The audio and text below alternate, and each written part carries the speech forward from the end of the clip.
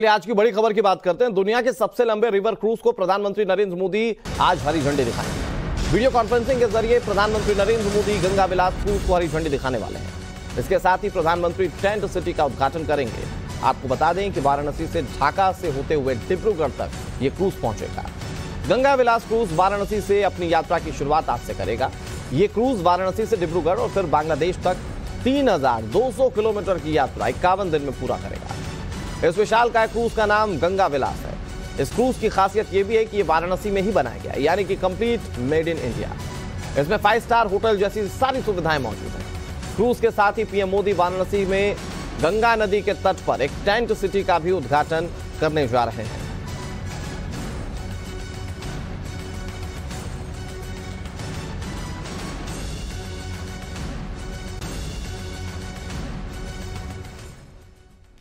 तो जीवनदायिनी गंगा अब आस्था के साथ साथ अर्थव्यवस्था का भी बड़ा केंद्र बनती जा रही है। आज शाम गंगा आरती के बाद पीएम मोदी गंगा विलास क्रूज को हरी झंडी दिखाकर रवाना करेंगे। प्रधानमंत्री नरेंद्र मोदी और उनकी सरकार के इस क्रूज परियोजना की चर्चा पूरी दुनिया में है, क्योंकि यह दुनिया की सबसे लंबी रिवर क्रूज यात्रा होगी और इस परियोजना ने भारत और बांग्लादेश को दुनिया के रिवर क्रूज नक्शे पर सबसे आगे लाकर खड़ा कर दिया है। आपको दिखाते हैं हमारी इसी पर यह खास रिपोर्ट। गलत जल प्रवाह पाविपस्थले गलेवलम विलंबिता भुजंग मालिका। शिव की नगरी जश्न में डूबी हुई है। गुरुवार की शाम जाने माने गायक और संगीतकार शंकर महादेवन के भक्ति गीत गंगा के घाट पर गूंज उठे।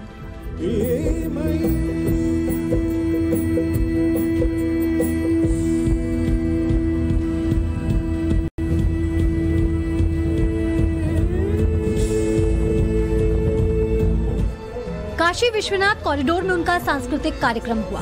उन्होंने भोलेनाथ की भक्ति को सुरों में बांधकर काशी के लोगों को भाव विभोर कर दिया।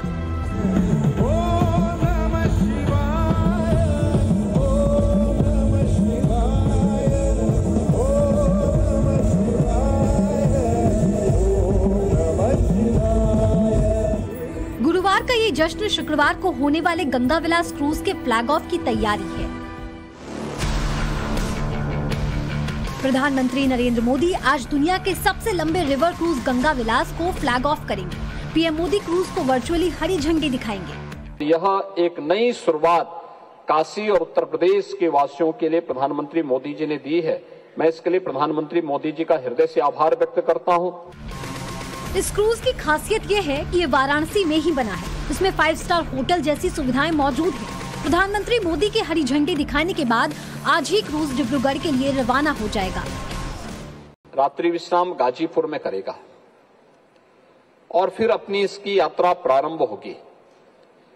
बिहार के अलग अलग स्थानों पर जाएगी।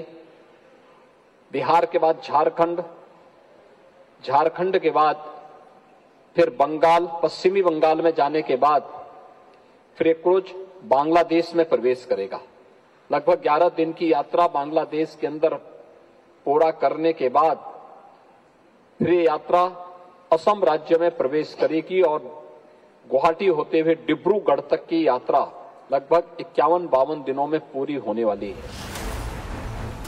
क्रूज को हरी झंडी दिखाने के बाद पीएम मोदी 1000 करोड़ रुपए से अधिक की कई दूसरी परियोजनाओं का भी शिलान्यास और उद्घाटन करेंगे।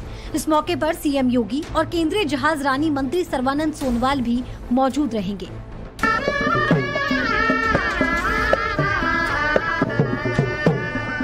गंगा की लहरों में खड़ा ये क्रूज वाराणसी की नई पहचान बनने वाला है। ये दुनिया का सबसे लंबा रिवर क्रूज है। 7 स्टार होटल की सुविधाओं वाला क्रूज गंगा विलास आज शाम गंगा आरती के बाद पीएम मोदी इसे हरी झंडी दिखाएंगे, जिसके बाद ये क्रूज दुनिया के सबसे लंबे सफर पर निकलेगा। इस दौरान ये क्रूज भारत और बांग्लादेश से गुजरने वाली 27 रिवर सिस्टम से गुजरेगा। 50 टूरिस्ट प्लेस पर रुकेगा और बांग्लादेश के रास्ते होते हुए असम के डिब्रूगढ़ में खत्म होगा। करीब 45 से 50 जगह हैं, वहाँ पे हमने अरेंजमेंट कर दिए हैं। वहाँ जाके यात्री हैं उन जगहों को देखेंगे, भ्रमण करेंगे और उनके बारे में जानेंगे। इसलिए हमारे साथ साथ में एक गाइड भी होता है जो कि इन चीज़ों में जानता है और बताता है। और क्योंकि ये लोग स्विट्जरलैंड के हैं इसलिए ये लोग अंग्रेजी कम जानते हैं, तो जो हमारे गाइड्स हैं वो जर्मन स्पीकिंग गाइड्स हैं, तो वो जर्मन में या स्विस में जो है इनको सब चीज़ बता सके और समझा सके। इस क्रूज को साल 2020 में लॉन्च किया जाना था, लेकिन कोरोना महामारी के चलते इसमें देरी हो गई। क्रूज की इंटीरियर डिजाइन यूनिक है, मॉडर्न और फ्यूचरिस्टिक का तालमेल। वहीं डेक पर शानदार रेस्टोरेंट, स्पा और संडेक की व्यवस्था है। इसमें लग्जरी कैबिन, स्वीट्स के convertible bed, French balcony, LED TV, safe, smoke detector जैसी सुविधाएं हैं। तो बाथरूम में डिजाइनिंग शावर है। प्राइवेट कंपनी अंतरा और जेएम बख्शी और सरकार के जॉइंट वेंचर में इसे चलाया जा रहा है।